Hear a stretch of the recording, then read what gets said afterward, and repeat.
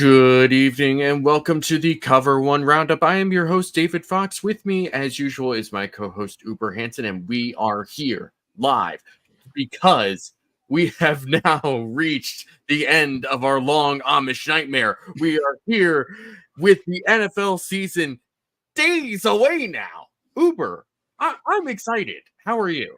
Yeah, it needs to be here today. I guess I have to wait literally, what is it, about 48, 72 more hours until we Something like actually that. get real football. And of course, it's two teams playing that, like, I want them both to lose because they will both be insufferable if they win that game. But nonetheless, one of them will lose. So I guess I get to have fun with that on Friday morning. I'll be very honest. I just want the Chiefs to lose because I would like them to just continue to lose as many games as possible. That's my goal right now in life. Is just see the Chiefs continuously lose games and knock themselves out of the playoffs if that's possible. That'd be nice. Like 0-17 would be really nice.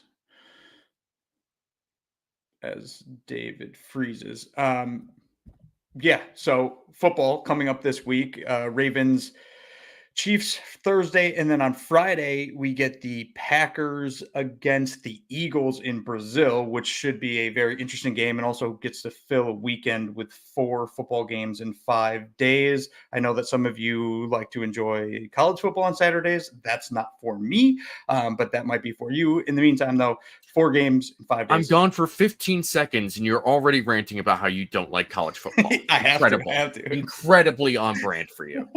Cheese and crepes. All right. Before we get too deep into everything, though, we do need to do some business, and that business involves. Hold on, this is my side. You go to your side. Wait. Yeah. Cover One Pass, which, if you are a One Pass member, first of all, thank you so much for being a very direct sponsor for Cover One. If you are not, it's not too late. You can join right now, $60 a year. You get exclusive content, you get in-depth analysis, you get analytics, scouting reports, you get potentially, hypothetically speaking, news about certain things that happen to your favorite football team before anyone else knows. Hypothetically speaking, cannot confirm or deny that. Our sources are not there. It's and probably above anything else, you get to join a wonderful community of people that want to talk about the Bills, that want to talk about other things in life, whether it's food, music, video games, TV, movies, truly anything that you want to have in your life, to discuss in your life. It's there in the Cover One Discord. It's $60 a year. It is probably the best $60 a year that you will spend year in and year out on football, and it's 100% worth it. I promise you. We do different giveaways to have different events that happen as part of this. It is totally worth it. In fact, I would say it's more than worth it. So join today, right before the season starts. Get to know some people and get ready for a great season ahead of us.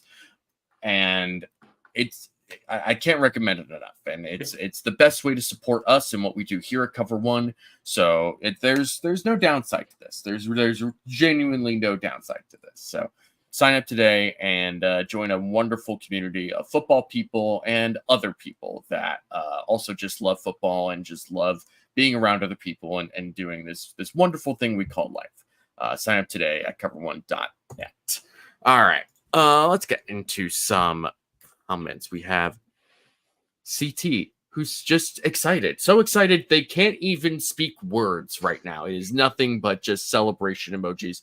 Kyle Salagi has nothing but a word, which is football. Yes, football.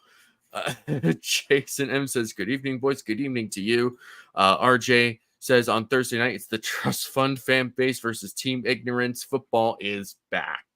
I swear, I think I watched 40 games of college football this past weekend, Thursday, Sunday. I did not do that. I was on a trip from Wednesday through Saturday, so I did not watch a whole lot of college football. But I did get to help one of my best friends win his high school football game. It was the first time I was ever up in the box listening. Ooh. Call defense, which was very stressful because there was somebody who has to write down each of his calls and the situation, and to keep up with him was difficult because it's like, all right, we're gonna run. Wait, no. Scratch that. We're gonna do this. That. No. This. Okay, yeah. You got it. She's like, oh my god, Jeez, it's crazy, yeah, craziness. This is 6A high school football in the state of Tennessee, and it's intense. And they've got like a TV on the sidelines, and the cameras are hooked up to both the TV and the iPad so that the coach can like scroll through film on the sideline to show the players like, hey, this is what we need to adjust. It's like, I didn't have this in high school. We had maybe a dozen play calls, and most of the people that were on the team knew maybe half of them correctly. So it's a very different experience from what I was doing when I played high school football. Yeah, I mean, I don't even know if iPads existed when I was playing high school football, but we sure as hell did not have them on the sideline. I'll tell you that. Very fair. Yeah, it is. It's crazy what that was like, but it was a very cool experience. Ended up winning 27-10, and 2 of those points came off of a safety, so it was only 1 touchdown. Very great nice performance. Yeah, it was pretty great. So tonight's show is going to be all about previewing the week 1 matchup against the Arizona Cardinals, while also sprinkling in some of our other thoughts ahead of the 2024 season. Do you have any thoughts you want to start off with before we get into our Cardinals Bills preview? Any thoughts? I mean, not particularly. No, this season is shaping up to be pretty freaking awesome, though. I will say, I love and hate that the AFC continues to just be chock full of quarterback. Like everywhere you look almost every team in the AFC, you can make an argument for. Sans, the Broncos, the Patriots, a couple other teams like that. But all the other teams, there's something about them. Like I always talk about the Raiders just because I love Max Crosby and Christian Wilkins. You go to the AFC South with Anthony Richardson and Jonathan Taylor and Indy. Like obviously the Chiefs, the Bills, the Ravens, the AFC is going to be so fun this year. Also super, super frustrating because our favorite team happens to also be in the AFC. Yeah, it's there's just so much in the AFC. It's kind of why it's another reason why I was glad Caleb Williams ended up in the NFC, where I'm just like, let them deal with some freaky ass quarterback prospects. Like him and Jordan Love can battle it out for all they want to do. Like maybe we'll meet them in the Super Bowl at some point, but there's a whole gauntlet of teams in the AFC that the Bills have to contend with before we can even consider that. So yeah. Regardless, though, we are going to jump right into the Arizona Cardinals game. I don't know how much you've looked at this particular roster. I know that we've kind of been on the Cardinals hype train a little bit, kind of on the outside, being like, this could be a really interesting team. This could be a spicy team. This could be a team that can score a lot of points. Looking at this roster right now, it also looks like a team that could give up a lot of points. Yeah, dude. A lot of points. That defense is one of the, on paper, worst defenses I've seen in a while. There's not really much to write home about on that side of the ball. Like Sean Murphy-Bunting's fun. Budda Baker was fun. I think he's towards the tail end of his career at this point. But that front 7 for them is just simply not good. And they have literally no pass rush. I've been scrolling through each of the players listed on their defensive line, trying to find one dude that's like, oh, maybe he could be the guy that gives Josh a challenge here come Sunday afternoon. The only name really is Dennis Gardeck, who I didn't know until today looking at it. He had 6 sacks last year. Other than that, though, like this is a game where I would expect the Bills offense to play well. And if they didn't, there'd be a slight concern from my end, although week 1 tends to lie. So I'm not going to hit the panic button if the Bills struggle at some point on offense. But really, this is a team that the Bills should just be able to run the ball on, throw the ball on, do whatever the hell they want to come Sunday afternoon. Yeah, it's looking at this defensive line, there were actually two guys that I thought, well, maybe there's something they could do. And those guys were who was it? LJ Collier and Darius Robinson, both of whom are hurt. Yeah. Bilal Nichols had a solid season last year, but he's one of those guys where it's like, oh, he's a nice guy to have, but he's not this is where you have to game plan around Bilal Nichols. I don't think anyone is saying something like that. It's not the front seven is the biggest issue, right? Where the linebackers are not all that interesting. The defensive line is not very strong. If this game is going to become a really genuinely interesting or tough game for the Bills, it'll be because it's a shootout, which realistically could very well happen. Because when you look at the offense, which we will in a little bit, it's a lot. But with the defense, I mean, there's so little juice. There's no, like you said, Budda Baker. I think Budda Baker is still good. Yeah. But he's not game-changing player on his own, right? You have other guys that have played well throughout sports, Bilal Nichols, like I said earlier. Kaiser White has been fine in the NFL. He's had some decent seasons. Even Mac Wilson has been fine. But it's just a whole bunch of not all that great talent. And that in itself does not concern me. It's not something I'm going to sit here and think unless the Cardinals come up with some really crazy, wacky, never before seen, never been done before defensive game plan against the Bills. Yeah. I just can't see them doing much. And honestly, even if that were the case, maybe that slows down the passing game. I don't think they have anything to slow down the Bills' running game at all. No, we've kind of gone over the front seven. There's nothing up front to a point where you start to wonder how the hell they're going to stop the Bills' ground attack. And that extends past James Cook to Josh Allen as well. The Bills' offensive line should have their way with the Cardinals' defensive line, and then that puts you in one-on-one situations with these linebackers, right? And these linebackers, while fine and NFL caliber linebackers, they're not really terrifying in any manner. So you can run your options, you can run whatever the hell you want. You can get Josh out in space. I don't know how much they're going to want to run Josh this early in the season, but I think if he starts seeing lanes, he'll take them. My fear is that Josh just gets too excited going into this game, and we see a mini repeat of what we saw against the Jets in week 1 last year. But the Jets have an elite defense with elite playmakers all over the field. I don't think there's a single elite playmaker on the Cardinals defensive side of the ball. So when I look at what the Bills have and all their plethora of weapons, I think this is a really rare opportunity for Buffalo where each of the individual matchups, the Bills have the advantage in. There's not one matchup where I'm I don't know how the Bills are going to do against that. Dalton Kincaid, who's going to guard Dalton Kincaid this game? There's no one on their team that can slightly keep up with him. And if Curtis Samuel plays, if Khalil Shakir plays, James Cook, Keenan Cole, the Bills can basically do whatever they want. So to your point, unless the Cardinals have found some secret sauce that we're completely unaware of, and they find a way to absolutely surprise the Bills offense should play well.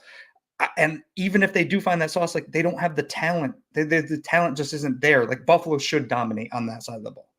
They really should. Looking at some comments here now. John at Discontinued Foods. Happy Labor Day, gents. 3 days till season starts. Less than a week until Bills football. Grilling on an elite Western New York evening, enjoying a local lager. Life is good. Cheers to you, man. That sounds like a delightful day. Roy Collins says Sam Darnold going to give us a nice early second round pick next year. RJ with his head always in the important places. Once we know who the head ref will be, I will let you know how it will go. I am hoping beyond hope we don't land or get Land Clark or Sean Hockley in this one. Always focused on the important stuff, RJ. Roy Collins also says, so y'all are saying Cook will have 100+ yards rushing. Oh. I mean, I'm not a betting man. I know you are. Yeah. I don't know what the over-under for rushing yards for James Cook in this game is. I'm guessing whatever it is, I'd probably take the over on that, but I'll look it up in the meantime. But yeah, 100. The 100-yard total is so weird with Buffalo, though, just because I really think Ray Davis is going to factor so much into this team that I just wonder if the touches will be there. That being said, though, this is a team, an opponent where I think James Cook could break off a 60-yard run. Like he could just sneak out of the backfield and he's gone for 60 yards and then boom, he just needs 40 yards to hit that 100. And the line won't be 100, obviously. But No. yeah, I don't think it's crazy to say that James Cook could have 100 yards this game. I think that's fair. I really do. Let's see. Do we want to talk about the Cardinals? His line's about 55. So that'll be one of my bets. Yeah. Yes, I would totally take over 55 yards. If you want to do 100, if you think that's James Conner. Sorry. Oh, it's James Conner. 65 for James Cook. And if you think he's going to hit 100 yards on the ground, that's plus 500, which is really nice money. Yeah. It's an interesting one. Again, I'm not here to tell you how you should or should not use your money in a gambling setting. But it's a pretty nice bet to at least look at. It's a nice thing to look at if you want to window shop gamble, which is totally a thing people do, I'm sure. I can't imagine this Cardinals defense doing much. And even if, as RJ says here, that the Bills offense the Bills starting offense rather, has only had one drive together in the preseason. Sure, they've also had all of training camp to practice and go against each other. And even if the Bills offense isn't like electric in week one, they'll still be, I think, more than good enough where probably down the stretch of that game we'll feel perfectly fine about it. Maybe not great, but fine. And ultimately, I think that's still just like, I'm talking about worst case scenario here, right? Like realistically, I think we're looking at 27-ish points, I would think. Somewhere in that range seems appropriate for the Bills. The real question is going to be, how do the Bills handle a pretty well put together Cardinals offense? Because there are players on that roster on offense. You've got, it starts with Kyler Murray, right?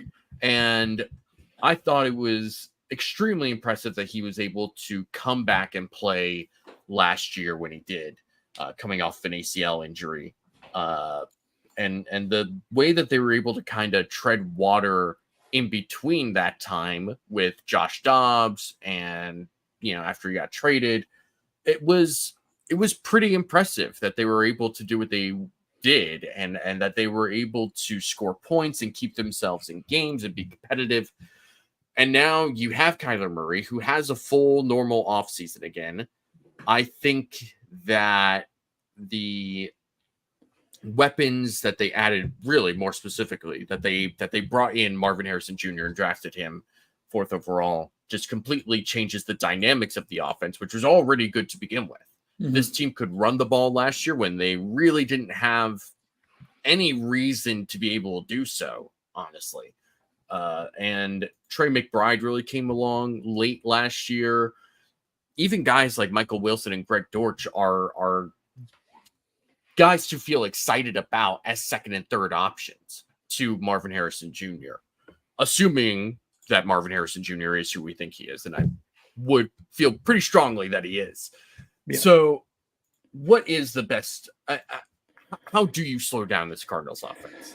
I mean, I think it's getting your defensive line dominating. Like that's where the Bills have to win this game. On that side of the ball in particular, like you got to see Ed Oliver and Daquan Jones in particular play very well. And I'm really excited, and we've been saying this all offseason, to see what Greg Rousseau has this year.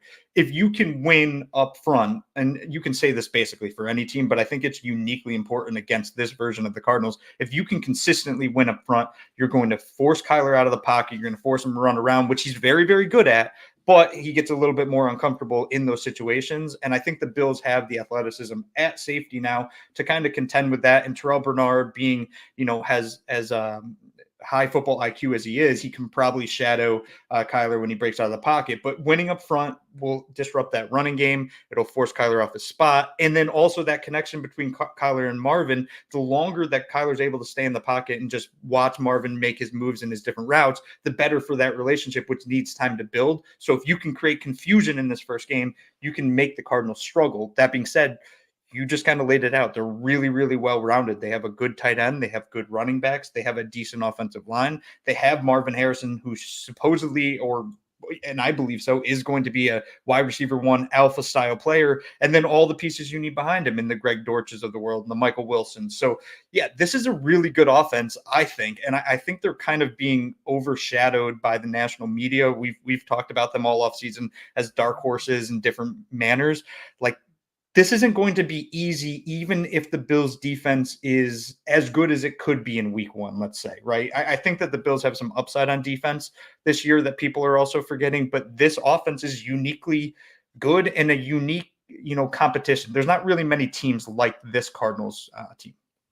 Yeah, the fact that they are able to run the ball so well is probably my biggest concern, and probably what priority one should be, is to just shut them down as much as you can running the ball. That way they can't really use play action off of that as much as they want to do, because that's really where a lot of, not the entirety of it, but it is a lot of like the onus of that passing game is built off of play action and being able to boot Kyler out and get him into those situations where a defender has to make a decision on, do you stay with Kyler?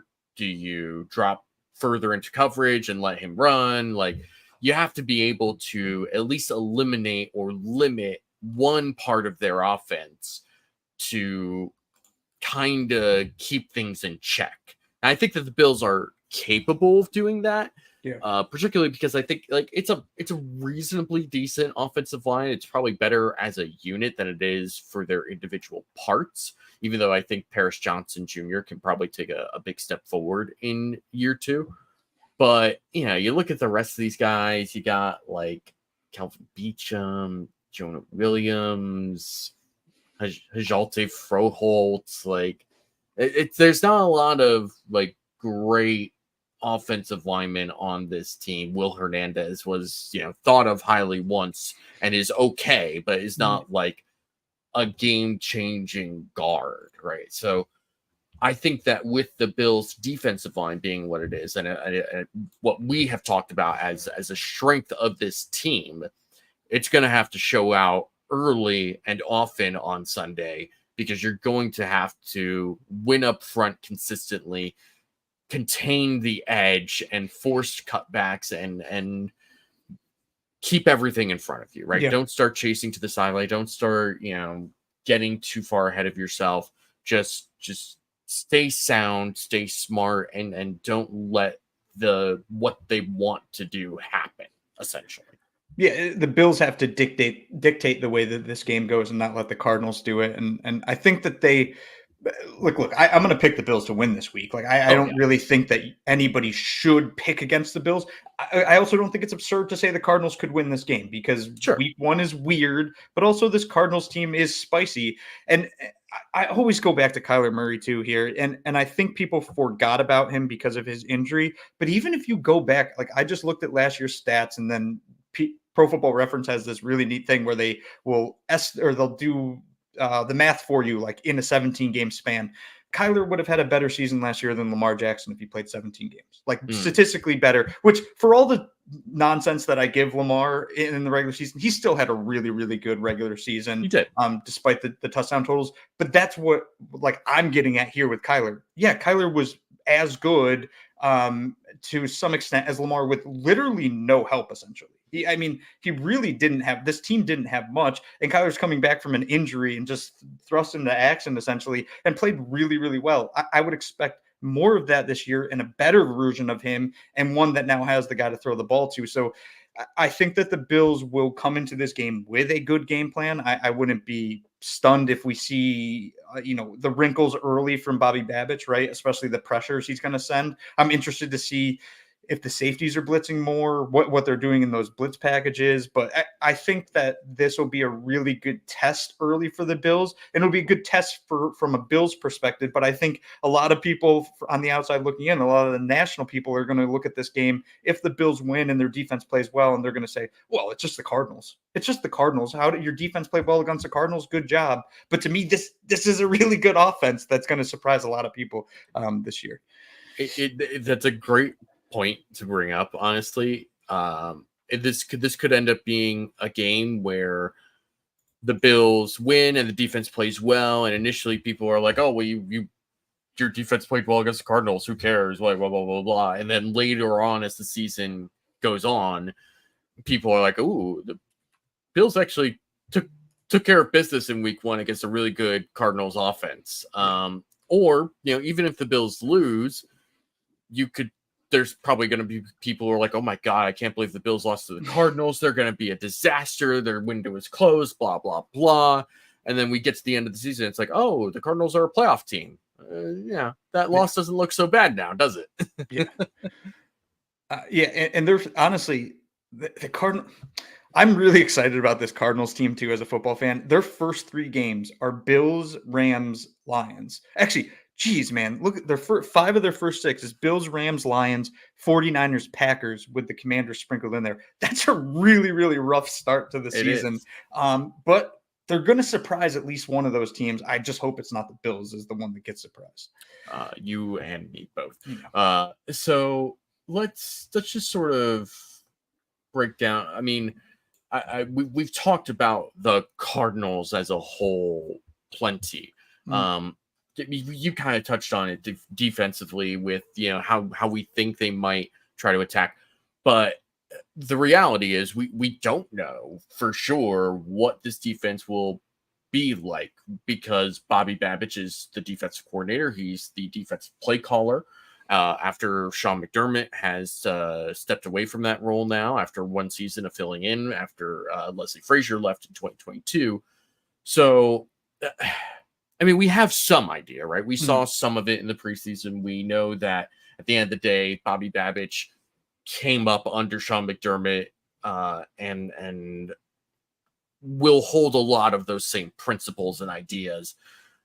But I think there will be differences. And I'm hoping that some of those differences are kind of more what we saw changing from like Frazier to McDermott, where there was a better sense of aggression. There was a better sense of playing sort of different games on defense with stunts and simulated pressures and that sort of thing, where McDermott was trying to be aggressive without putting himself in a bad position, right? Like finding different ways to rush for without like completely compromising himself.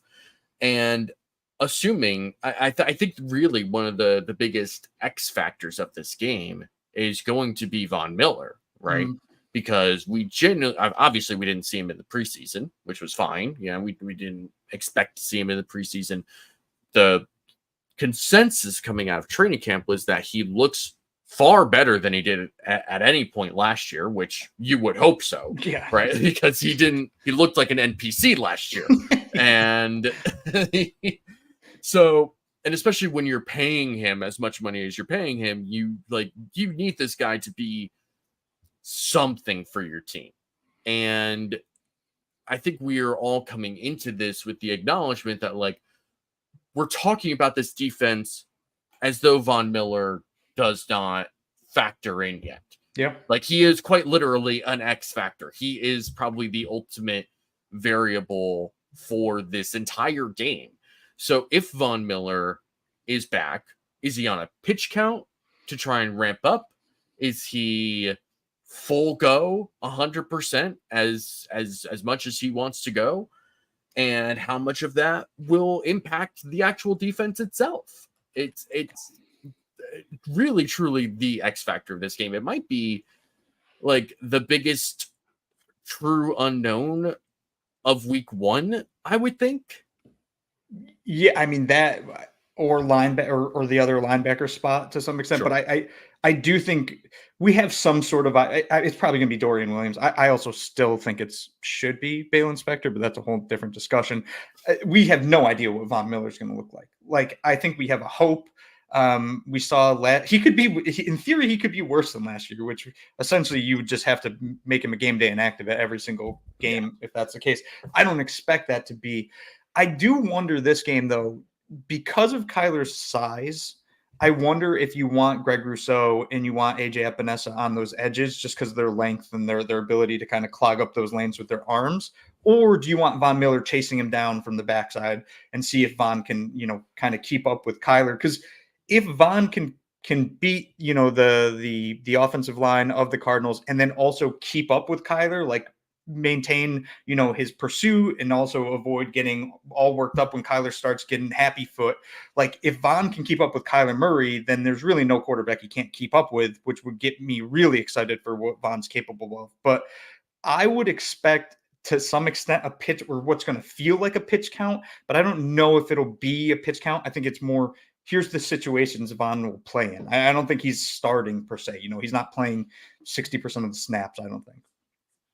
I think that's fair, and that is probably the safe way to go about this. It's probably the most realistic way to think about this. I just don't know how this is all going to go. I really don't know how Von Miller is going to factor into this defensive game plan.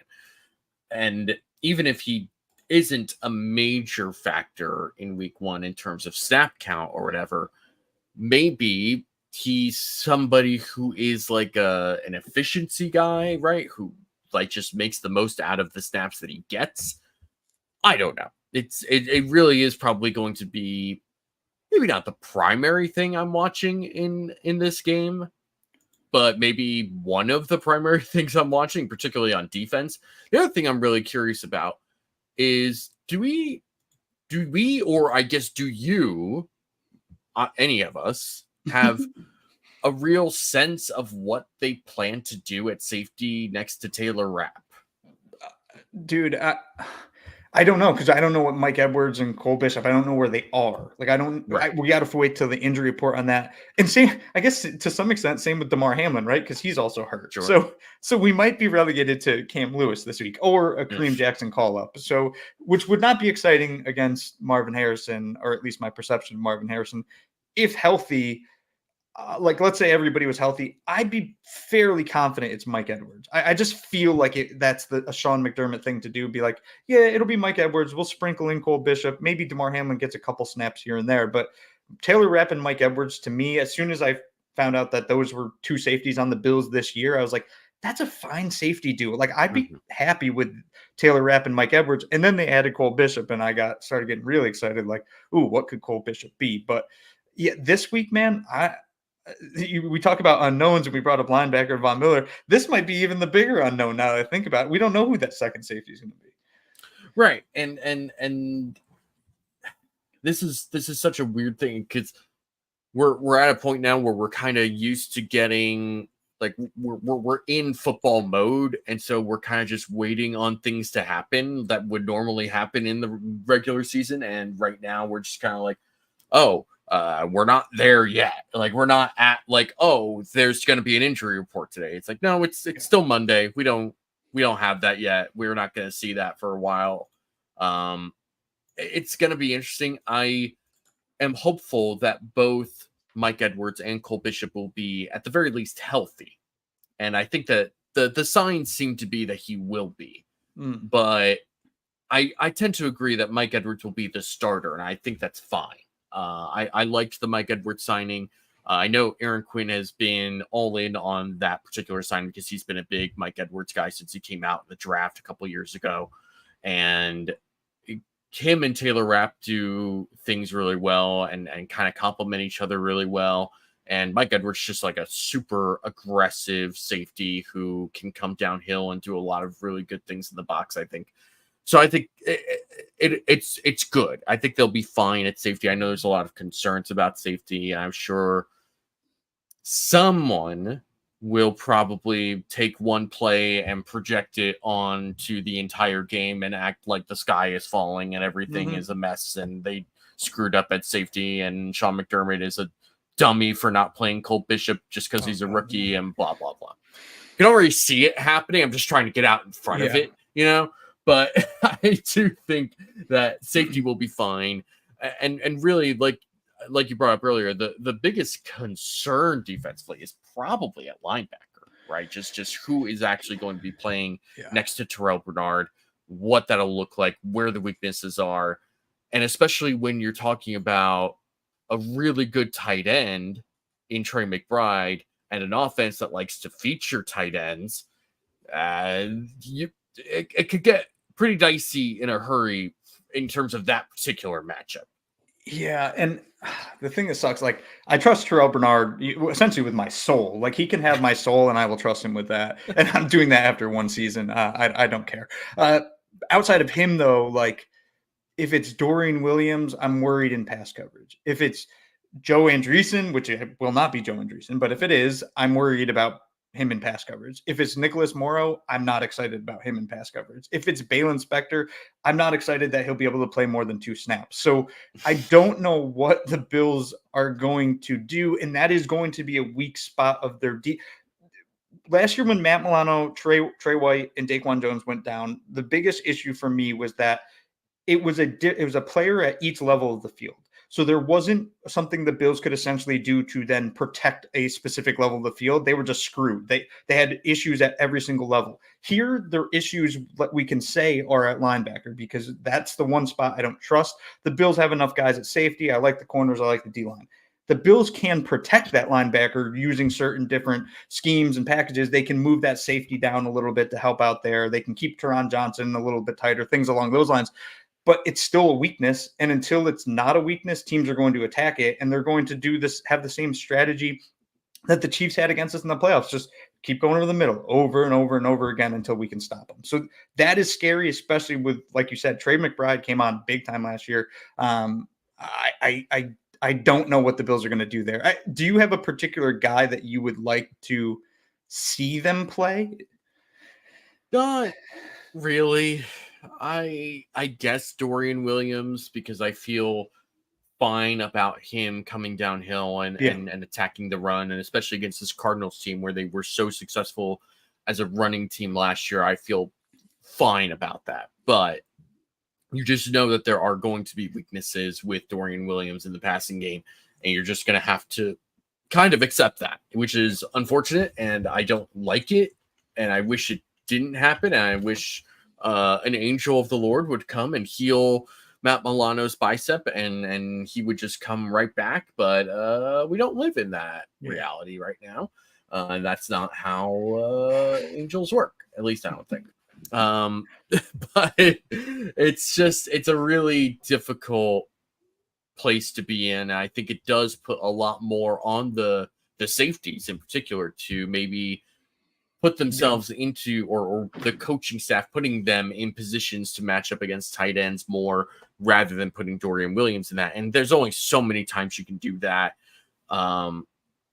It's tough. And it's something that the Bills are going to have to figure out how to live with as the season goes on. But not every defense is perfect. Not every defense is flawless. Not every defense is going to be some absolute juggernaut every single year.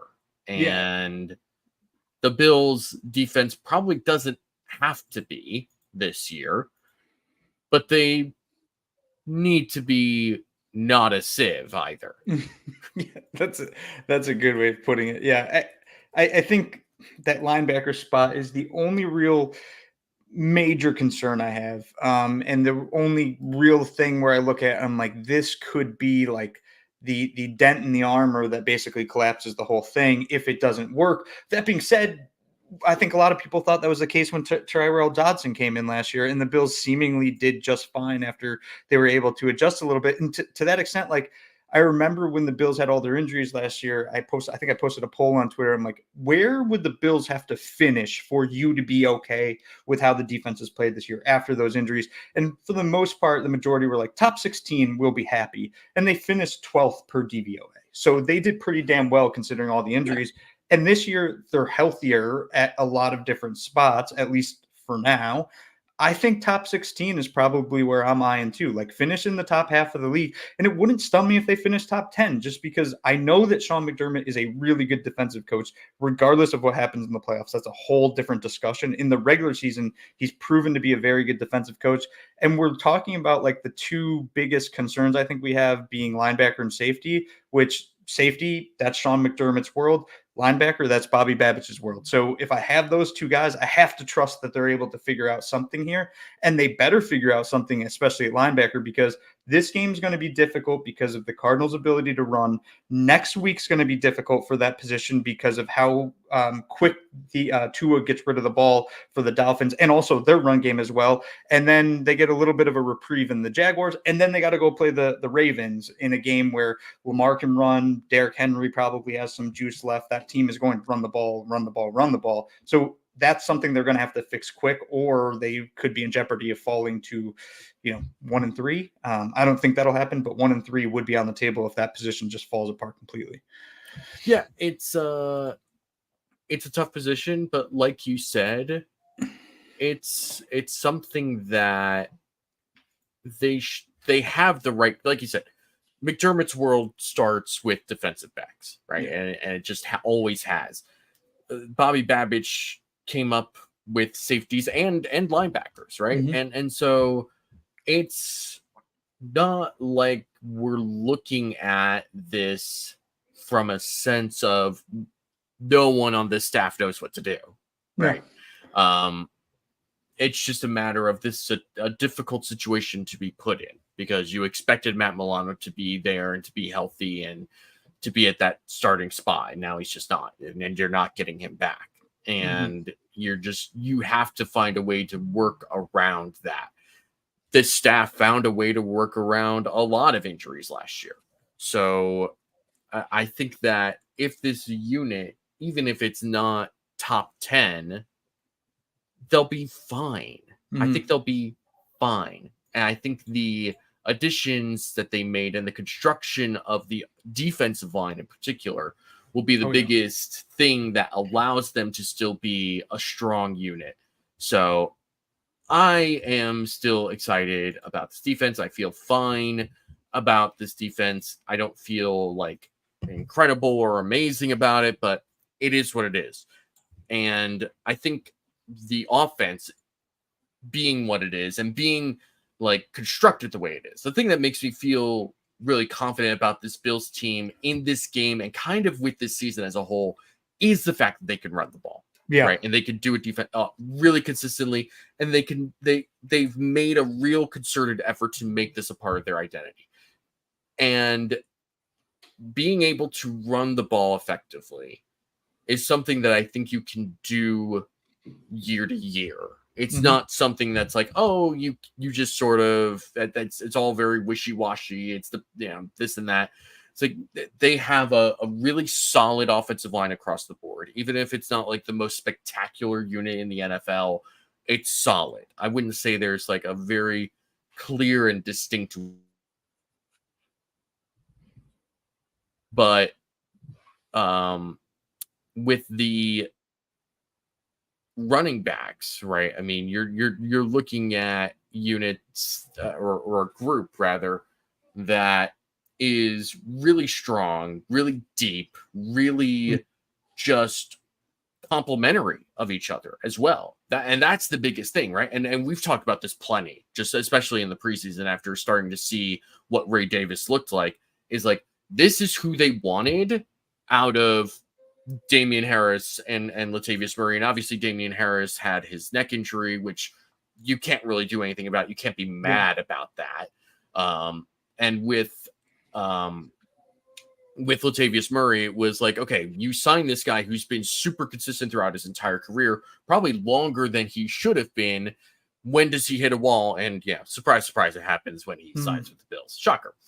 But regardless of that, like this group being strong and deep and complementary of each other is what makes me excited about this and makes me feel like there's a high floor for this offense. Even if it takes time for the passing game to gel in the way that they want to, the running game should be able to do something that is consistent week in and week out.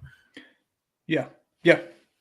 I think that the high floor, high ceiling for the offense also, honestly, I think it extends to the defense too. Like, I think that floor is relatively high because of the coaching staff. But when it comes to the run game, like we've talked about it plenty, but the Bills tried to tell everybody something last year when they signed Damian Harris and they signed Latavius Murray. They didn't want James Cook to be this kind of bell cow back. They wanted him to be the feature back in this offense, but they wanted to also spread the wealth to those other two running backs. This year, they go and draft Ray Davis, and they did that because they still want to do that. You're going to see, I truly believe you're going to see a drop in production from James Cook, but it's all going to kind of flow through Ray Davis and or Curtis Samuel. Who knows if Curtis Samuel's lining up in the backfield a ton and getting some carries out of that, because that's something that they were working on in training camp. But yeah, I think that the Bills are going to lean on the run probably early this season, more so than I think I want them to, but I think it'll end up being a good thing as they start to get used to these new weapons in the passing game and Josh gets a better feel for it. But at the same time, also leaning on the ability to say, well, if the running game's just not putting up points fast enough or we're not moving the ball efficiently enough, well, lean on that guy, lean on number 17. And whether that is him on the ground or him through the air, like I think that this offense is going to be pretty good this year. And again, it's funny because the national perception of them is that they're just going to stink because they lost Stephon Diggs, when in reality, the biggest concern I have is Mitch Morris. Like, I think that they did a really, really good job filling the loss of Stephon Diggs as best you can. I'm not saying we have our own version of Stephon Diggs now, but the loss of Mitch Morris concerns me just because he was so reliable on the middle of that offensive line, whether it was against the run, whether it was in the pass, or whether it was just simply snapping the ball, that could be the weak spot and kind of the biggest issue for the Bills this season is if the middle of the offensive line struggles, then the entire offense could in theory struggle as well. Yeah, it's there's a realistic chance where this passing game just takes time to gel. But the running game should be there, and it should be good enough to carry them until they figure out what they need to be able to do from a passing perspective. Assuming that it's not ready to go right off the bat, which it might not. But there's also you also have Josh Allen, and you have some players like Dalton Kincaid and Khalil Shakir who have been on this team and you feel confident in. And even if Curtis Samuel can't go, and even if Keon Coleman's not like up to NFL speed yet, you have guys that you can rely on to some extent. And I think they'll be fine. So, yeah, I am just excited to stop talking about what it might look like and to just see what it will look like. But that's all going to happen next week. And I mean, less than a week now. And I'm just, I literally cannot wait. I wish it was happening like right now. And that I just, anyway, but it doesn't happen right now. It'll happen in a week. It'll happen in 6 days. It'll be fine. And the Bills will probably win. That's what I'm going to say right now. I say the Bills will probably win that game. Yeah. That's going to be one of my predictions. But I also want to get into other predictions for not just the Bills, but just for the 2024 NFL season as a whole.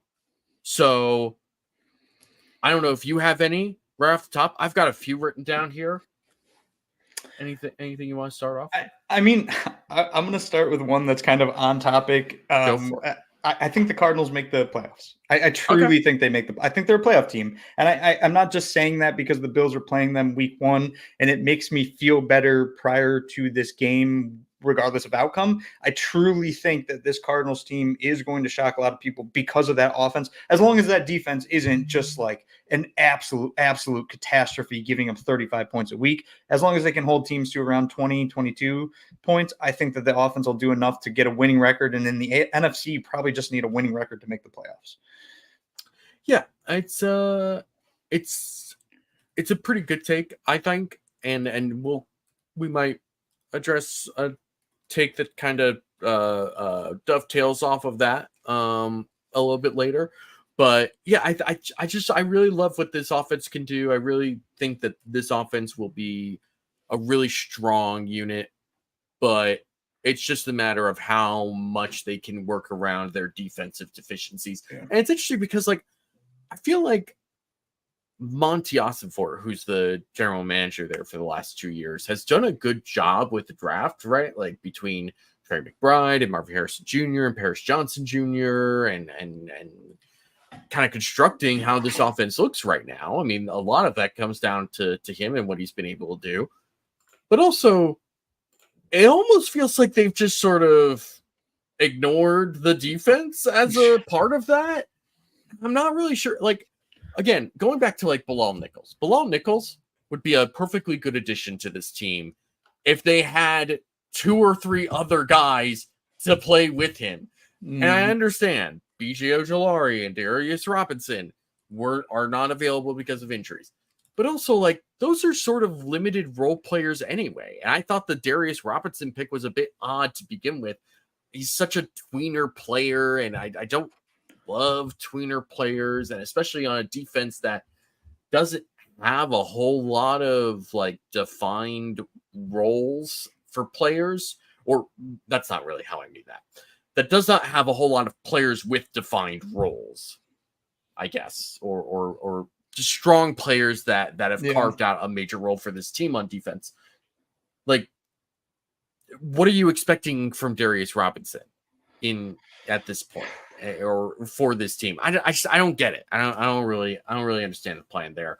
But offensively, they're good, and I feel really good about that. I think they're coached well. I think they have a real quarterback, and they have pass catching options and a running back room that was successful last year when they probably shouldn't have been. Yeah. So, yeah, I'm totally fine with that take. My first take, which is admittedly the hottest one that I have for this. In fact, it's so hot that I didn't even include it in the Hot Takes podcast we did with Greg. Oh my gosh. Okay. So, I'm worried. The Cleveland Browns completely bottom out despite having a strong roster, and they bite the bullet on Deshaun Watson and cut him after 2024.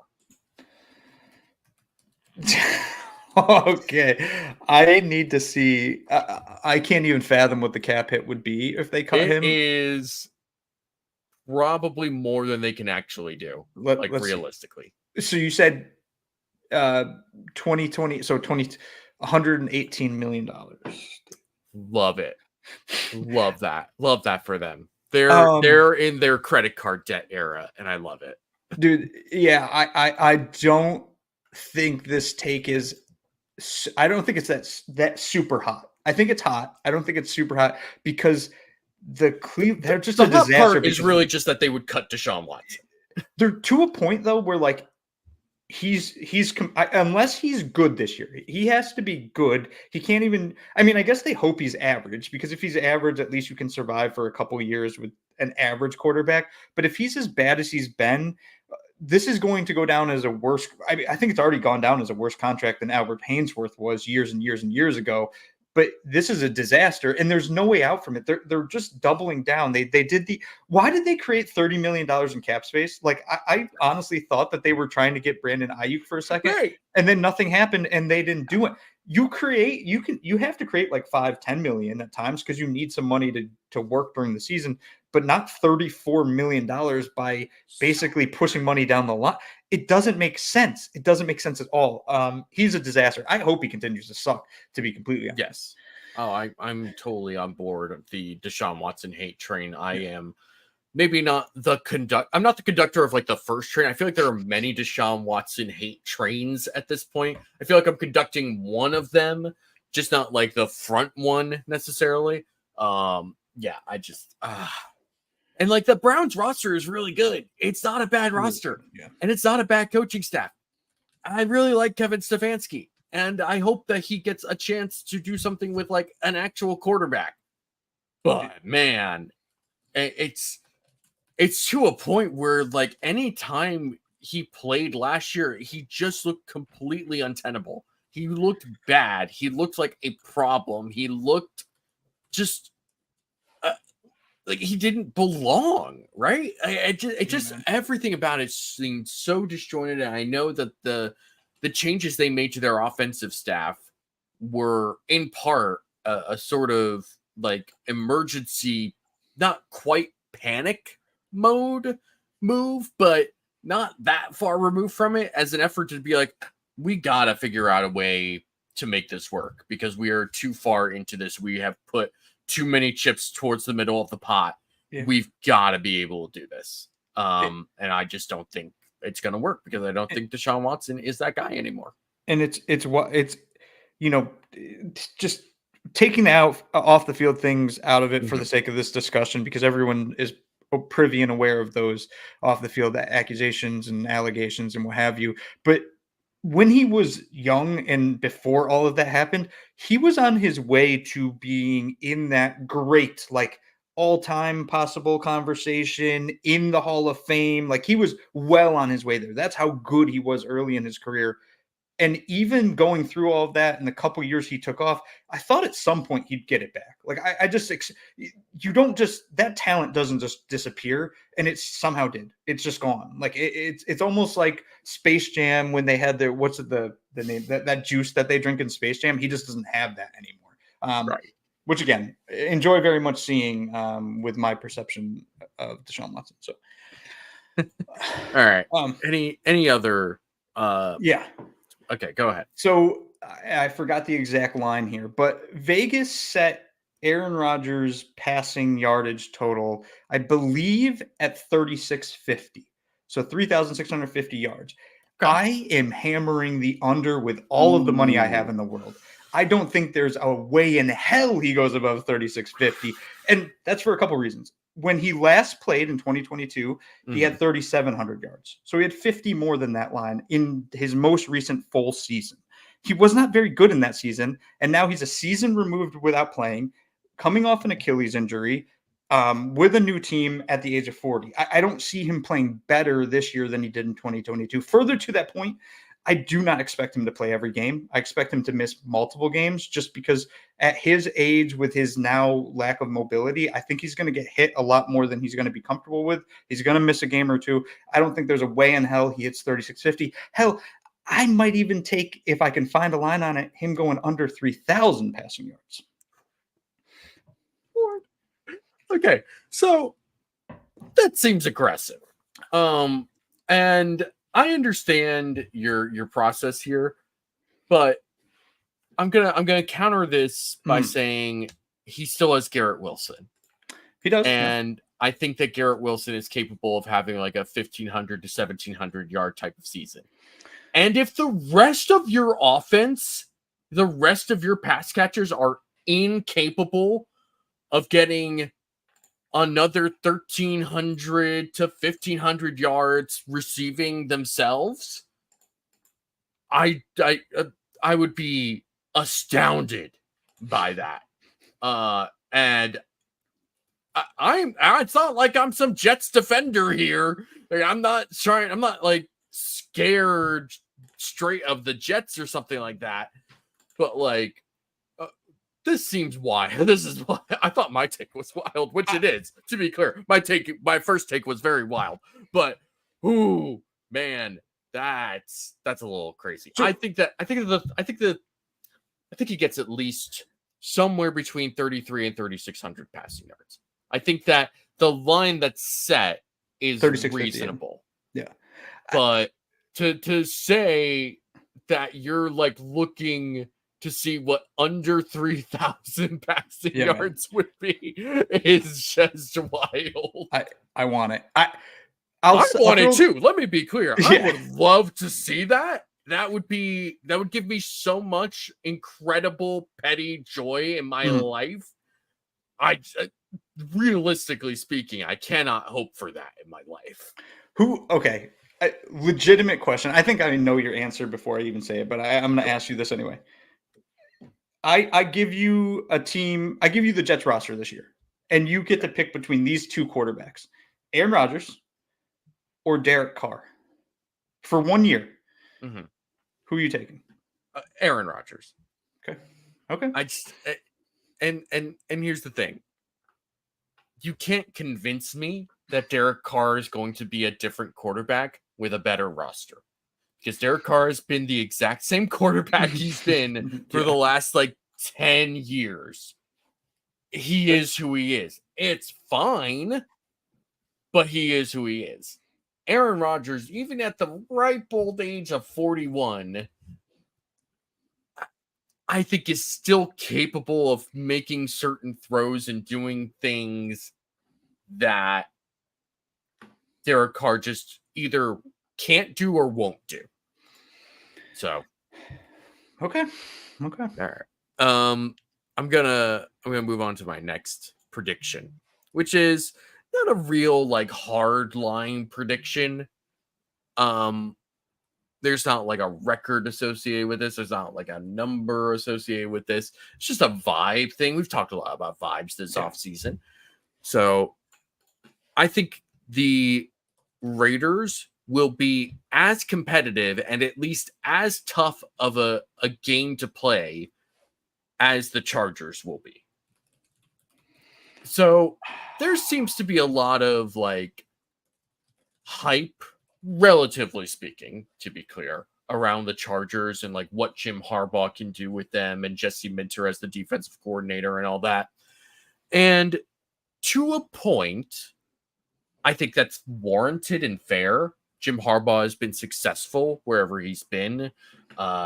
He brings a certain level of physicality wherever he goes. You know what you're getting from Jim Harbaugh wherever he goes. You're getting hard-nosed football. You're getting tough defense. You're getting a clear identity and a clear culture. And the Chargers do still have Justin Herbert.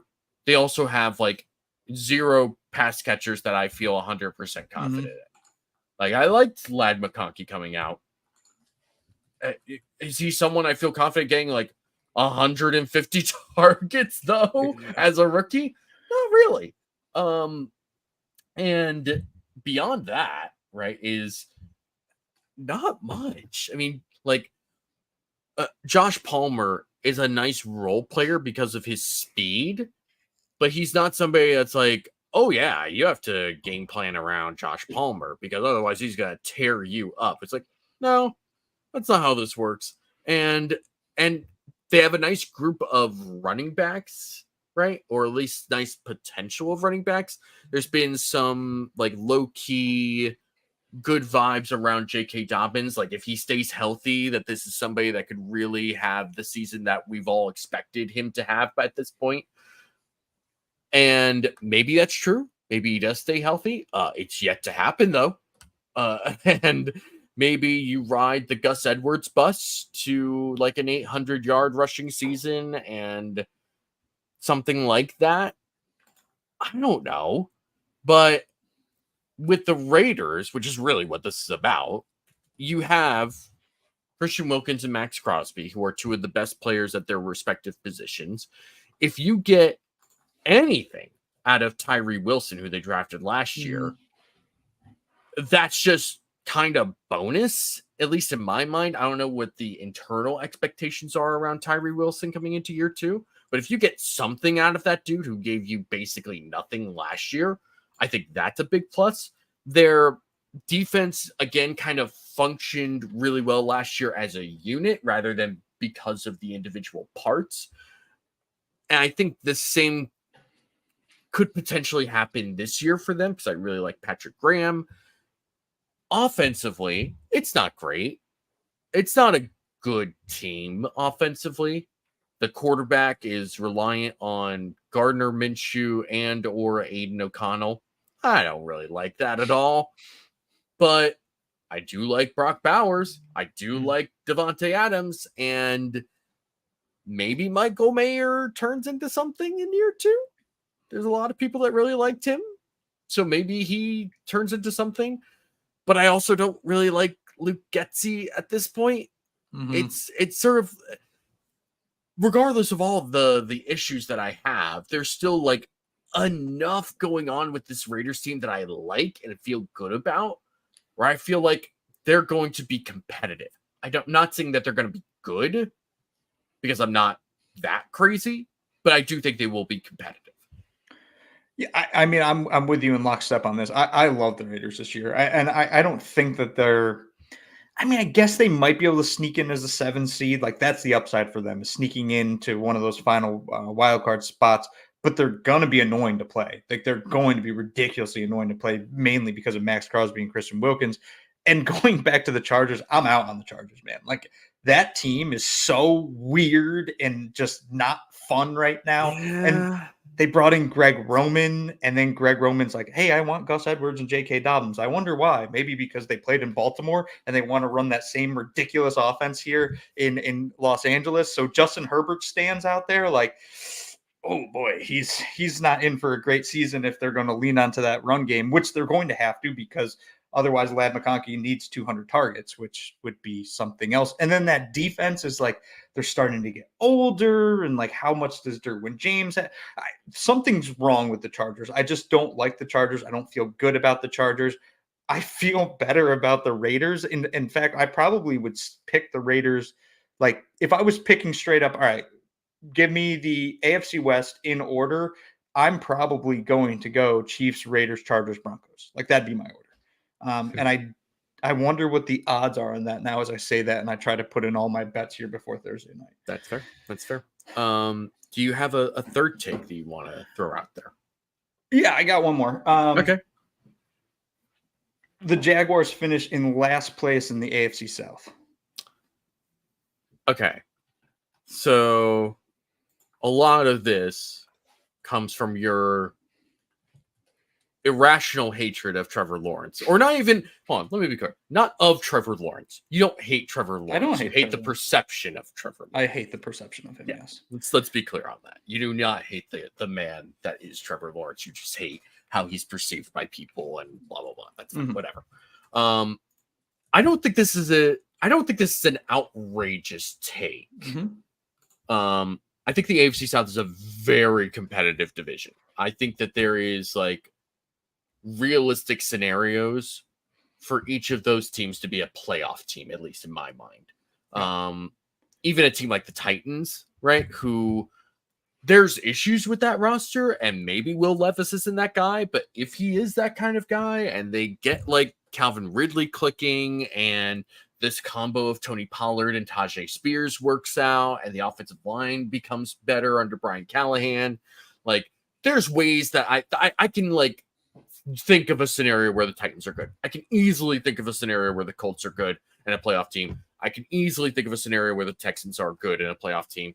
And I can see a scenario where the Jags kind of worm and find their way into the playoffs.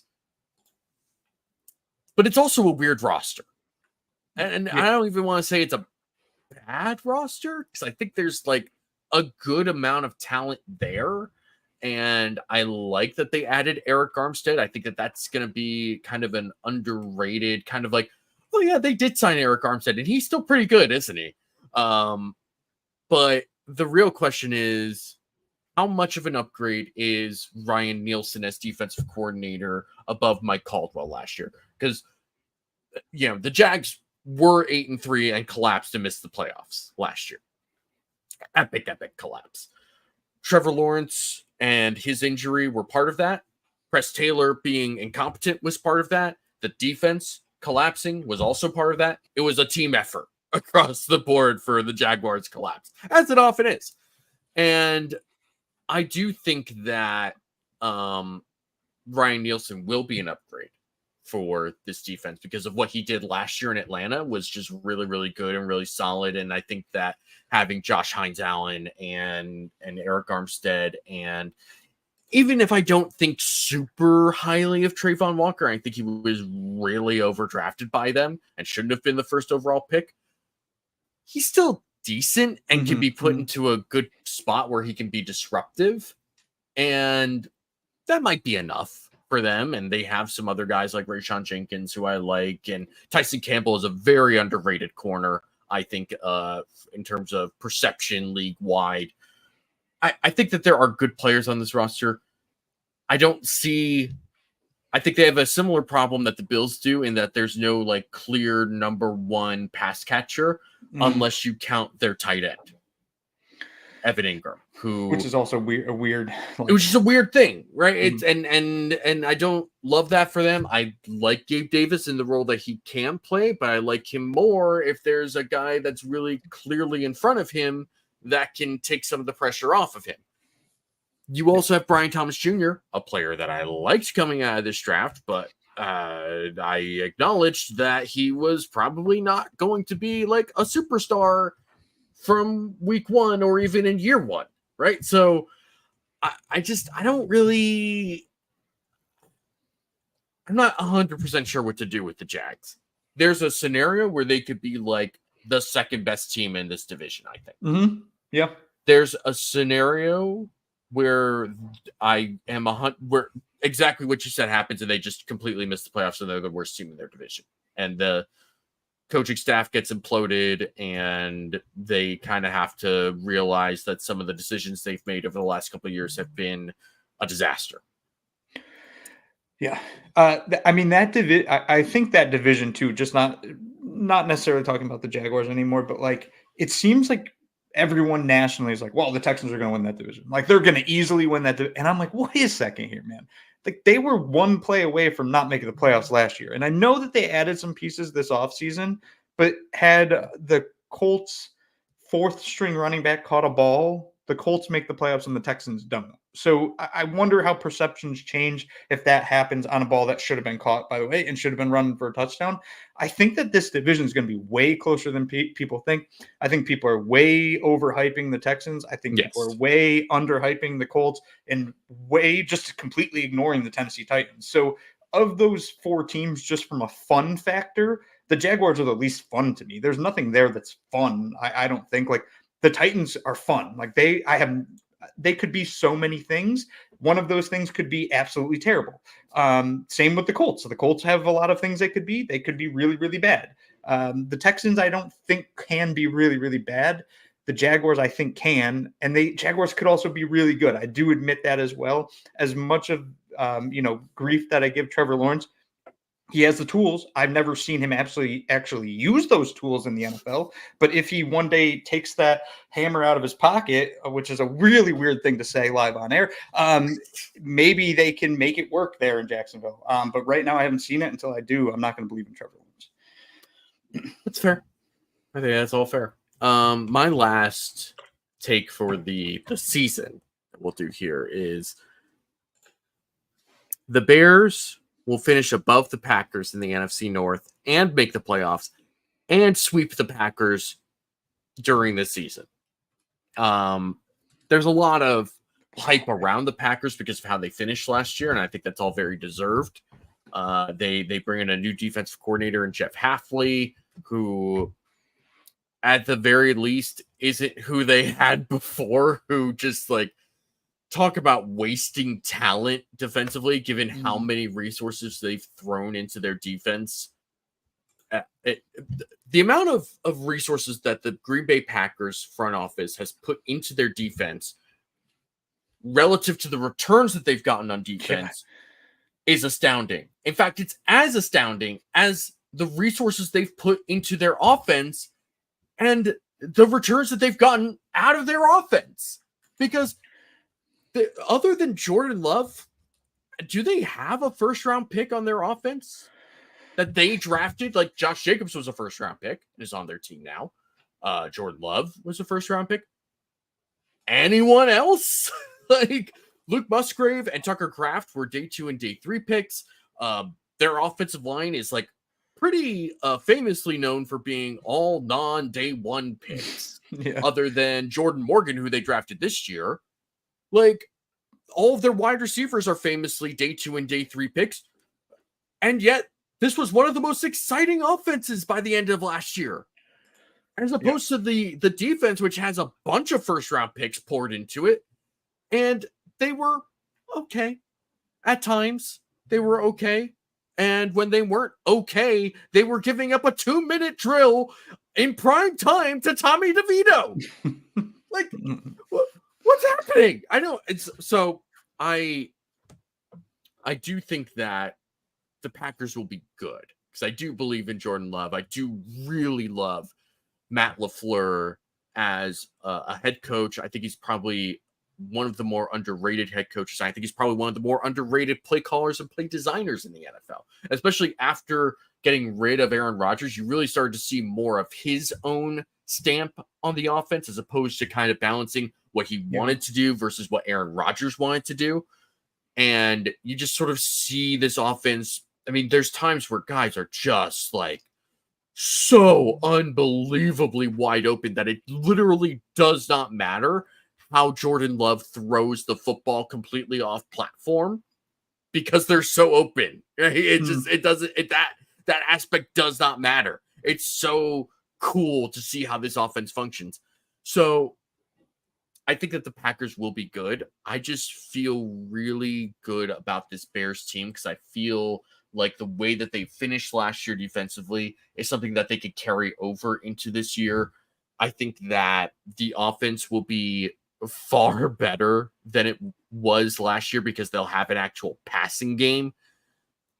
I just really think that this is a team that can make a real step forward. And, you know, again, we've talked about vibes for this team, or for about football for this offseason, right? Matt Eberflus, for his first 2 seasons, not good vibes. Genuinely bad vibes. This offseason, he decided to actually do something with his hair that wasn't just like a total slick back, like, you know, I work in accounting type of deal. And he grew a beard. And let me tell you something, it does wonders for my perception of him as a head coach. Like he actually looks like a head coach in the NFL, not like an actor playing the NFL coach that's been there for too long and doesn't deserve his job and gets fired in the middle of the season. And if you think I'm lying, but go look it up. The difference between what he looked like the first 2 years versus what he looks like now, night and day, so much better vibes. And I understand that has nothing to do with actual football. I get it. I'm with you. I understand that. This is just like the vibe to me with this look is so much better than what he had going on. And it wouldn't matter if the Bears didn't do what they did in the offseason, right? Like the Bears added another legitimate playmaker in Rome Odunze in the draft. They added an actual quarterback prospect in Caleb Williams at the first overall pick. They continue to work on their offensive line by adding someone like Ryan Bates to be their center. They continue to add more to their running back group with DeAndre Swift, who will share carries with Roschon Johnson, who I really, really like. And you know, I think that there's enough pieces and enough momentum that they took from last year that they will be able to push that forward and be a really good team this year. Yeah, so a couple things to unpack. I think I agree with you on the Bears finishing ahead of the Packers for a couple of reasons. So I'll say one thing is I know that this is, it's not even my subconscious, it's my legitimate conscious. I hate the term generational talent. I despise Yes. it with every fiber of my being. So when somebody is dubbed a generational talent, I will root against them for the rest of their lives, a la Trevor Lawrence. And now I'm going to do the same damn thing with Caleb Williams because I can't stand this concept that we have generational talents every 2 years. And I want people to realize that that word should not be used as much as it is. You get to use it once, like every 10 years, and that's it. So once you use it once in a 10-year span, you got to wait 10 more years to use it again. Nonetheless, I still think that the vibes are really good in Chicago. I think that Chicago team is pretty damn good at a lot of different spots. I think the Montez Sweat trade goes kind of under the radar as a player that was a really, really good, addition last year with the way he played with them, and then they extended him too. So I like the Bears as much as I hate the generational term used on Caleb Williams. As for the Packers, I'm going to bake in one of my kind of takes for this season. Both CJ Stroud and Jordan Love have been getting a ton of love this offseason to a point where people are saying those two guys might deserve to be in the top 5 conversation of quarterbacks. And I'm like, let's pump the brakes for a second. Mm-hmm. I think that they both played really, really well last year. I think it's possible that they both continue to play really, really well in the future. I would bet that one of them regresses and one of them succeeds. So I'm essentially picking between CJ Stroud and Jordan Love. And if I am forced to pick between those two people, I'm picking CJ Stroud. Something's weird with Jordan Love. I think it is a one-shot wonder to some extent. And there's one stat I found on him in some other research I was doing earlier this year that kind of draws some concern with him. He's the worst quarterback in the NFL when trailing late in games by a large margin. He is really, really bad. He had a sub 50% completion percentage. He had 3 touchdowns and 6 interceptions last year. For context, Bryce Young, who probably trailed more than anybody in the NFL because that team was so terrible, had about a 60% completion percentage and 2 touchdowns to 2 turnovers. So Bryce Young was better than Jordan Love when trailing in games. A little bit different though, because Bryce Young probably was trailing by 40 points and Jordan Love was probably trailing by 5 points. But he's really bad late in games. That's concerning to me. I don't know if I can connect that to his play entirely, but in those crunch time moments, the moments that matter most, Jordan Love's just not good. And if you're not good in those situations, I don't know if I can trust that you'll be good in most situations. So while he was good last year, I expect him to regress slightly this year. And I could see the Packers struggle, which puts the Lions are my 1 there. The Bears be my 2, the Packers my 3, and then the Vikings 4th. And hopefully the Vikings the worst team in the entire NFL. That would be great. So yeah, that division is very interesting. I think the Lions are my Super Bowl pick, by the way. So, love that. Yeah, I think the Bears finish ahead of the Packers. I think I agree with that take.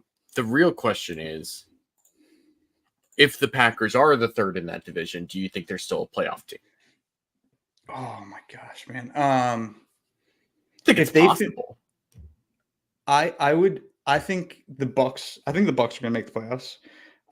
Just because I think that they'll get enough wins in that bad division. I think they get 4 wins from those bottom 2 teams, and they finish 9-8. You can't convince me that more than a single team from that god-awful division is going to make the playoffs. And you're also not going to convince me that the Atlanta Falcons are not winning that division. I will go down with that chip. No. I don't care. No, but on the Falcons in particular, like they're really good on paper. They're like really, really good on paper. So that is the theory. For we'll me, see if the Falcons actually live up to it. Historically speaking, they haven't. But I will go down with that chip. Do you think they can finish as a top 3 seed in the NFC? The Falcons? Yeah. Yes. So the other ones, 49ers, Lions, Eagles. Mm-hmm. You think that then I have to push the Eagles down to 4 if I'm putting the Falcons up to 3. Okay with that. Yeah. All right. I think that's fair. I think that's a possibility. I'm not saying that will happen. I think that's a possibility. Gotcha. A realistic possibility. So we're gonna close it here by doing something we haven't done in a long time, and that is true or rubbish. Let's see if it's true or rubbish. Let's go. We haven't done this in a long time, and I am very ready for this. Kind of just dovetailing off of the discussion that we just had, because it's my show and I can do what I want. It's our show, really. I don't want to pretend like it's just my show. So for those of you who have never been a part of this before, if you're new to this, True or Rubbish is a game where I present a statement to Uber. He tells me if he thinks that statement is true or rubbish. You are greatly encouraged, if you are here with us live right now, to play along and comment if you think the take is also true or rubbish. And we will get started with this take, which is related to the Bills. After the Week 2 Thursday night game in Miami, the Buffalo Bills will be 2-0, and the Miami Dolphins will be 0-2. It's true. That's true. Ooh, you're coming out This was spicy. true. All after all. Can believe it. It was true. To be clear, this does mean that you think the Jags are going to beat the Dolphins. I do. Yeah. Yeah, I do. So I'm so happy with the way that the start of the season sets up schedule wise, because if the Bills lose to the Cardinals, whatever, it's not the end of the world to me, especially because it's an NFC team. Right. If the Dolphins lose to the Jaguars, which I think is a very legitimate possibility, they go into that game against the Bills in week 2, essentially with the division on the line to some extent.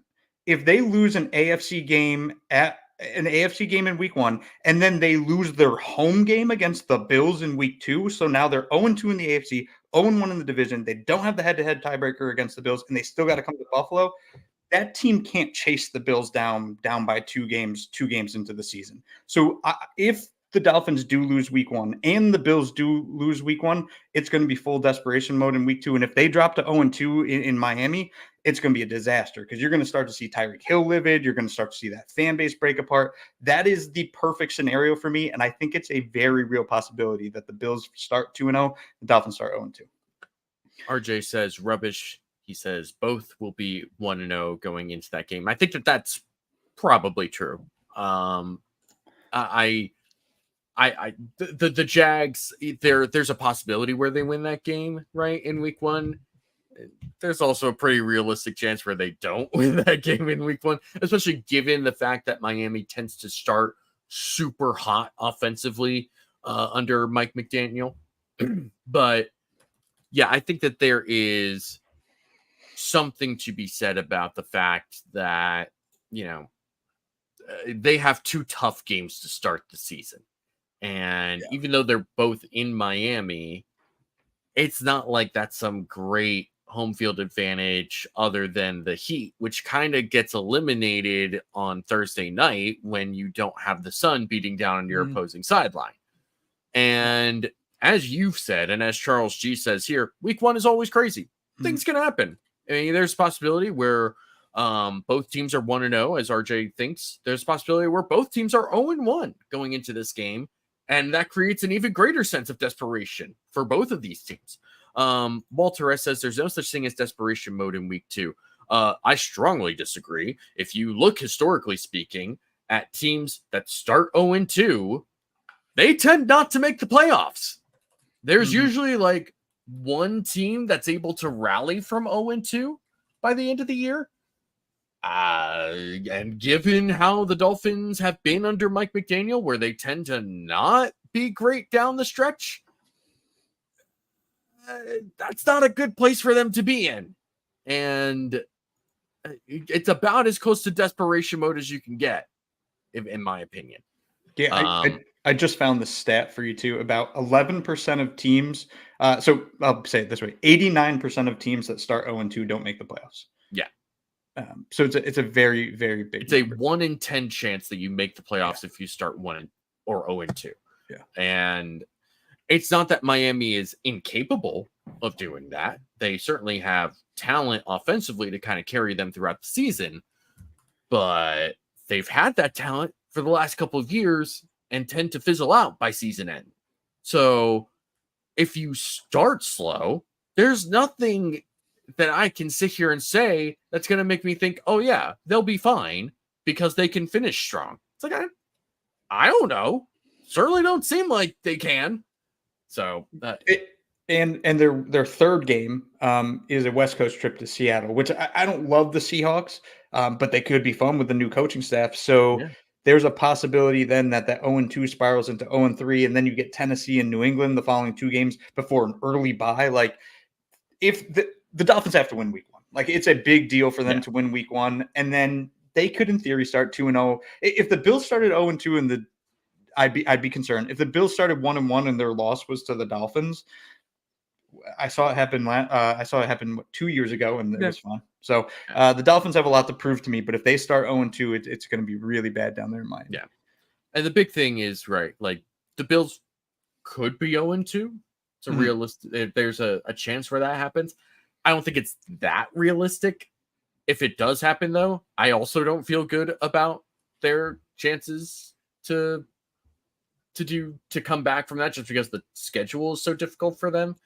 And even though one of those games is an NFC game, it's still going to be real tough for them to come back from that in a division where you have competitive teams and in a conference that is extremely competitive. So moving on to take number 2. The New York Jets will win on Monday night against the San Francisco 49ers, only to have that be the peak of their season as they struggle through the rest and miss the playoffs entirely. Oh, dude, that's rubbish. That's rubbish. It was rubbish all after all. It was all rubbish.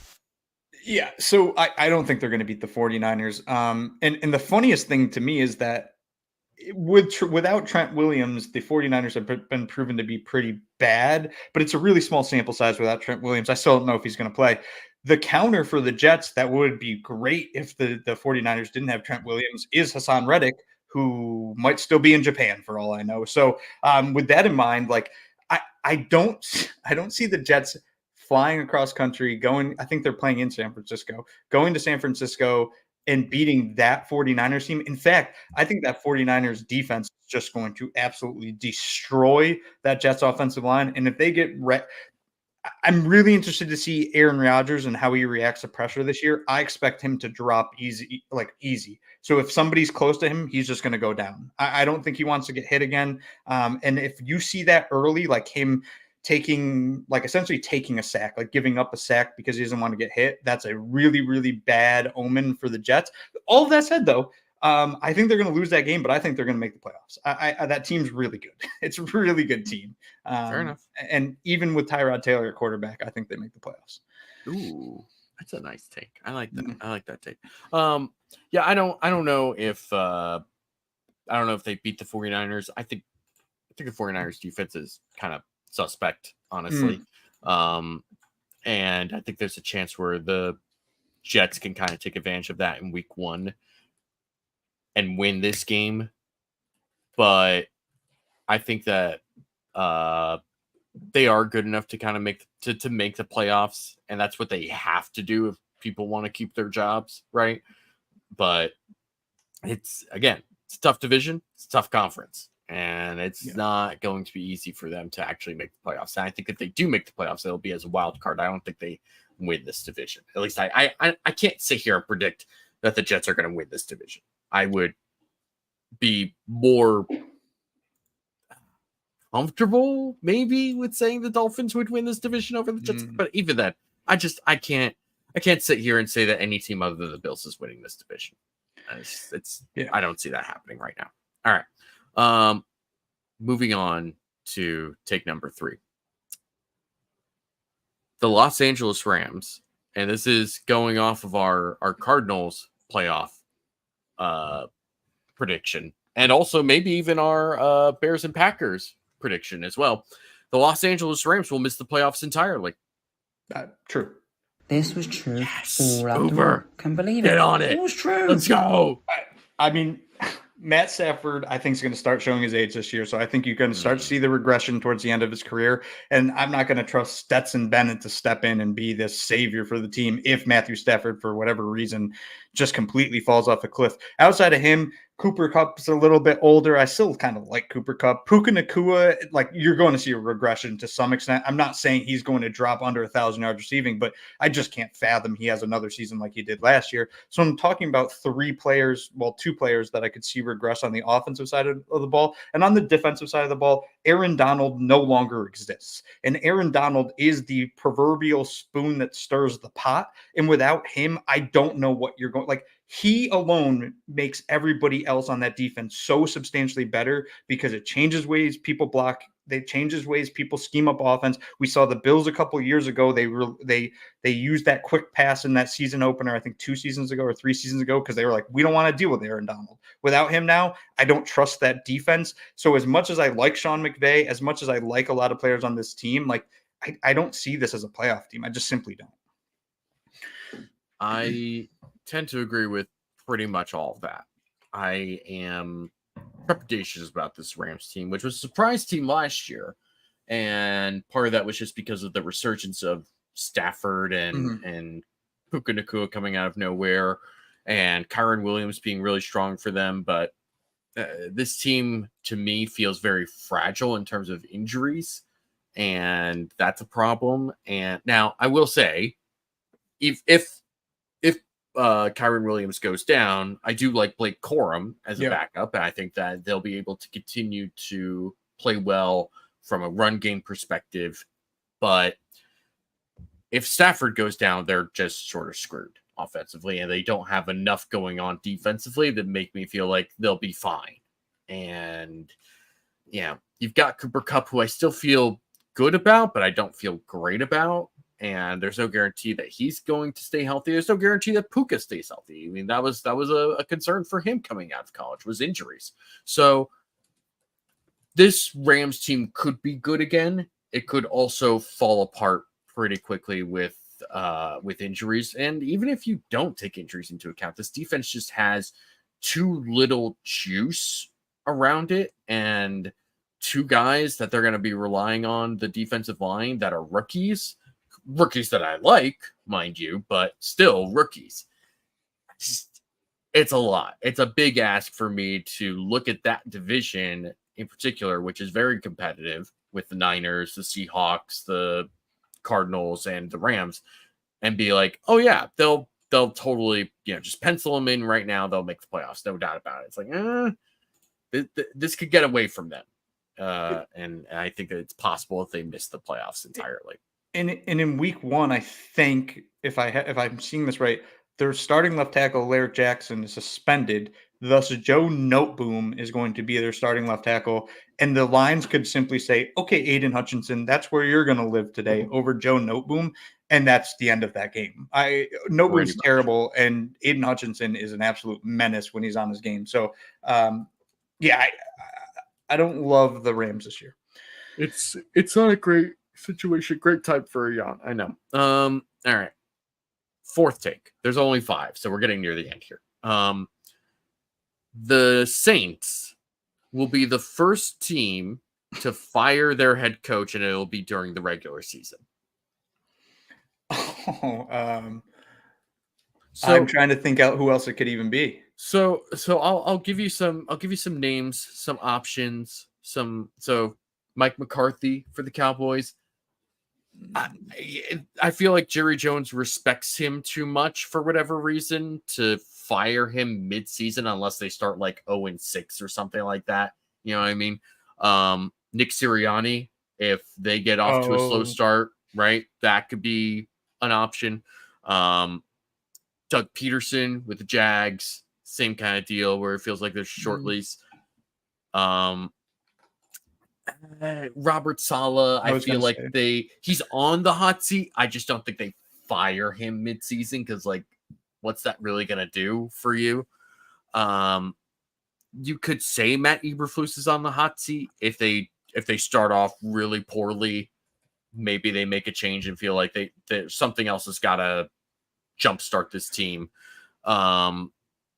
Maybe Brian Dable maybe if they start off really slow, but I have to imagine that this ownership, which is historically speaking a very patient ownership, will be like, we know we screwed you with Daniel Jones, so we're just gonna kind of let this ride out. Fire Joe Shane. I the realistic teams that I think won't be good, that are losing patience with who's at the helm. And I don't understand how Dennis Allen still has this job anyway. So maybe this is just my own bias speaking. I don't like the Saints team. I don't like Dennis Allen. I don't think this is going to be a good team. I think they just kind of kick the can and say, whatever, we're done with this, move on. I'll say true, and play the jingle. Oh yes, of course. Thank you.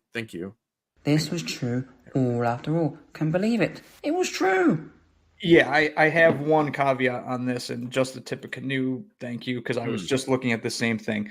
They're $100 million over the cap heading into next year. Very normal thing for the Saints, by the way.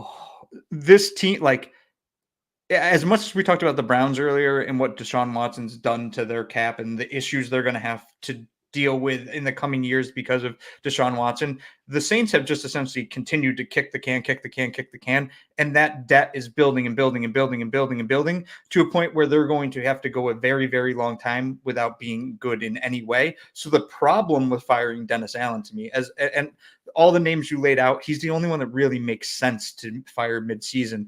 The problem with firing him, though, is this job is not appetizing to anybody at all, because you can't get anybody. And you're in like this weird division where you're still going to find a way to win 6 games, 7 games. So you're not going to get a high draft pick. So you can't sign anybody because you have no money to sign anybody, but you don't have a high draft pick. So you can't really get that elite talent in the draft. And then it's like, well, how could I possibly be good ever? You're just going to get fired in 2 years anyway if you take this job. So they might just be like, you're the sacrificial lamb, Dennis Allen. We need you here for 2 more years so we can reset all of our dead cap. And you're just going to have to deal with this weird team where like Alvin Kamara is not very good anymore, and Taysom Hill still is playing quarterback sometimes and tight end other times, and Derek Carr exists with his eyeliner. Like, I don't know what you do with this team. They're not a good team, but they're not bad enough to be good enough for your draft capital. I'm gonna put my conspiratorial hat on for a brief second. And I feel comfortable doing that because it's a conspiracy about football and not, something real or fake, as many conspiracy theories are. But my big brain conspiracy theory with the Saints is they're going to try to bottom out until they get the first overall pick. And that first overall pick is going to be Arch Manning. Oh, as much as I hate the term generational, I hate Archie Manning too. So there's a whole nother thing too, because the Manning family is someone I despise.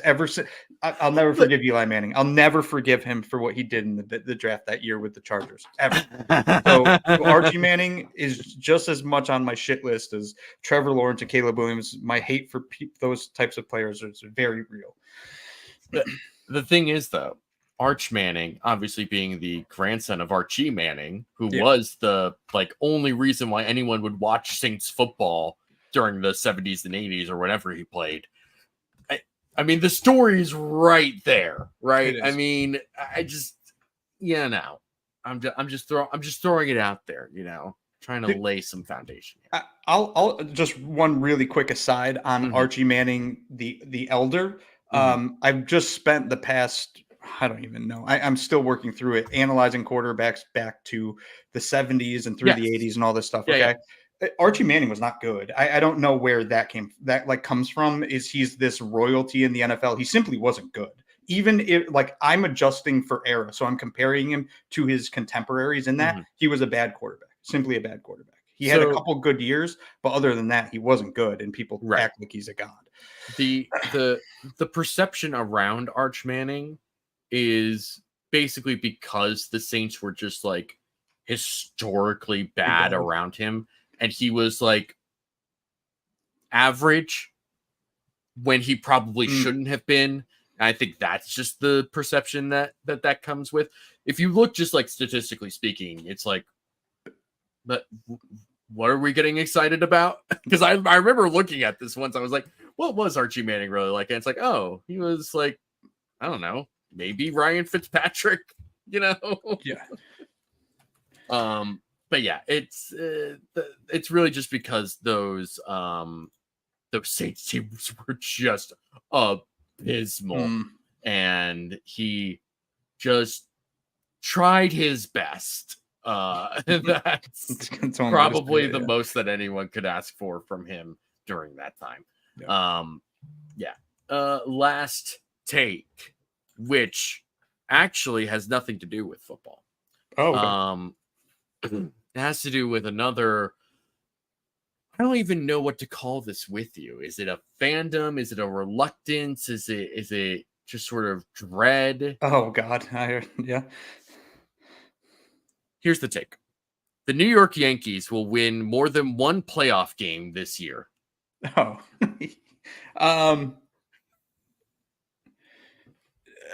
More than one? More than one.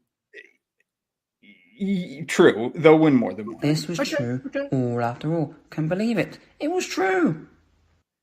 As long as Aaron Boone's the general manager, they're not winning more than that, really. Like they're not winning a World Series with Aaron Boone as the GM of that team. And further to that point, I love Aaron Judge. I've always loved Aaron Judge. I will say one thing about him. He's historically stunk in the playoffs. So he's one of those players where you kind of have to go. I liken him to Lamar Jackson. He's phenomenal in the regular. To some extent, historically great with Lamar's 2 MVPs this early in his career, the youngest person to ever do it. Lamar's been, to some extent, historically great in the regular season with some injury concerns. Aaron Judge has been historically great in the regular season with injury concerns, but he sucks in the playoffs, like Lamar Jackson. I don't really think the Yankees will go much further than, a couple rounds. Like, they're not going to make the World Series, and they sure as hell aren't winning the World Series. Fair enough. Yeah. Fair enough. All right, folks, that is going to do it for us tonight. Thank you so much for joining us, not only tonight, but throughout this entire offseason, and for enduring this entire offseason with us. We know it is always difficult to live life without football, but we are finally through this dark, dark time of the summer, and we are now blossoming into the fall. See what I did there? See what I did there? Blossoming into the fall, even though that's when leaves die in darkness of summer. Anyway, I know I'm super, super literary, aren't I? So thank you all for joining us. We hope to see you next week after a Bills win. If you like what you saw tonight, please leave a like. It helps this video reach outside of the people who have already seen it. Share it with your friends, enemies, lovers, and neighbors so that they can all see it as well.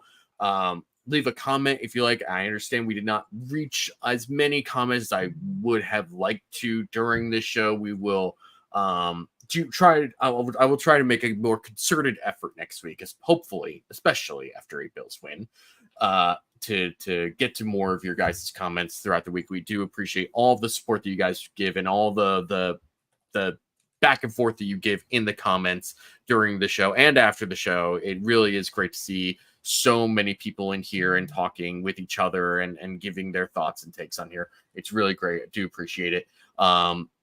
Uber, where can the people find you?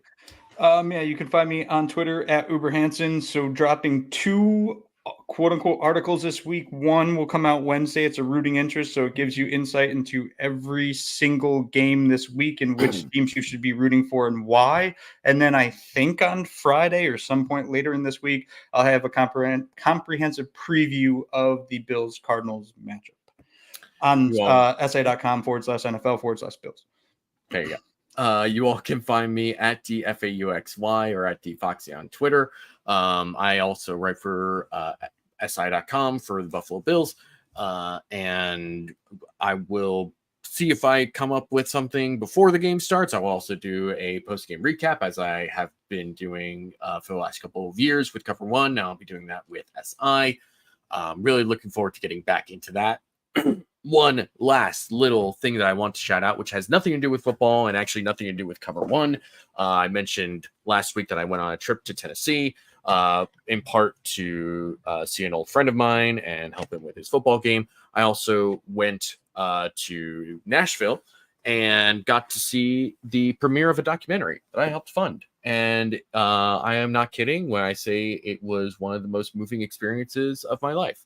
And it was an incredible thing to be a part of, and it was very humbling to have played a small role in the production of this, and to talk with the person afterwards, who I now consider a friend, Houston Coley, and what he was able to do with this. Him and his wife made this movie themselves. They shot, edited, and put it all together themselves, and it was just beyond anything that I could have hoped for and dreamt of, because if I had dreamed of it, it would not have looked as good and it would not have been as interesting.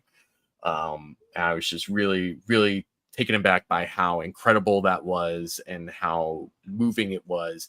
And you know, if you're someone who lives in an area and you happen to hear the title A Kingdom of Tea and Strangers get thrown around at your local church or at some local theater, go see it and experience what I experienced, and see what hopefully I saw. And it will be some of the best things you have ever done with your life. It is totally worth it, and I cannot possibly recommend it enough. If you have an opportunity to see it, do it. It is just so cool. Yeah, so that was the last thing I want to say. Thank you all for joining us. We will see you all next week, hopefully after a Buffalo Bills win. Go subscribe to Cover One Pass as well. $60 a year for some of the best Bills content and the best community that you can find out there when it comes to the Buffalo Bills. Thank you all for joining us. We will see you all next week. Bye-bye.